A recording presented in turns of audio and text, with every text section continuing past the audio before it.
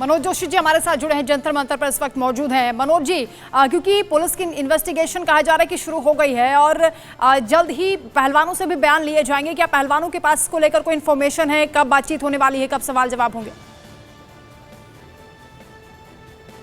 देखिए, आज इन्फॉर्मेशन जो है पूछताछ शुरू हो गई है, इंटेरोगेशन शुरू हो गई है और एक महिला, जो 7 महिलाओं ने जो शिकायत दर्ज की है, ये तो पहलवान चाहते थे कि जो माइनर है पहले उससे शुरुआत हो, लेकिन ऐसा उन्होंने नहीं किया। पुलिस की जो निर्देश थे उसमें उन्होंने एक जो शिकायतकर्ता हैं उसके बयान लिए हैं और अब दूसरे बयान की तैयारी होगी कल और आज, क्योंकि विनेश फोगाट भी यहाँ मौजूद नहीं थी, जो हमने आज बृजभूषण शरण सिंह से ने जो आज बातें रखी हैं सामने और पहलवानों के बारे में और महिलाओं के बारे में, और जो सबसे गंभीर बात थी वो ये थी कि स्पोर्ट्स अथॉरिटी ऑफ इंडिया का जो पिछले साल जो है एक कार्यक्रम था और उसमें एक पूछा गया था उसमें कि क्या किस खेल में किसी खिलाड़ी को कोई परेशानी तो नहीं है, यहाँ कोई यौनाचार जैसी समस्या तो नहीं है।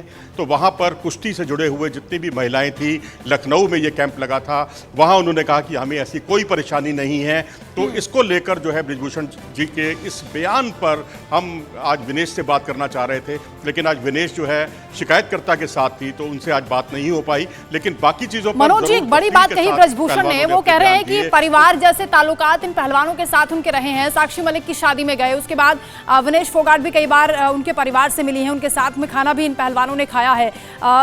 ऐसे में उनका ये कहना है कि मुझे बदनाम करने की साजिश आखिर क्यों की जा रही है, इसे वो सियासी रूप दे रहे हैं। उनका कहना है कि शुरुआत से ही जो ड्रामा शुरू हुआ, इसे इमोशनल ड्रामा उन्होंने करार दिया पहलवानों का कि ये सियासी है, कोई पीछे से है जो पंच कर रहा है इन पहलवानों को।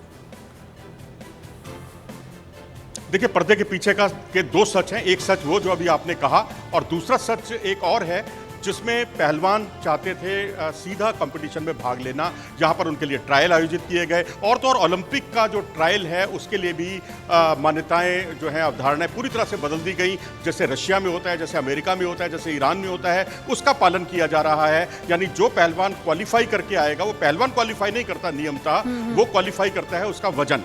तो उस वजन में कोई दूसरा भी उतर सकता है, जैसे हमने शूटिंग में देखा, इंडिया में भी ऐसा होता है, तीरंदाजी में ऐसा होता है और अन्य खेलों में भी होता है।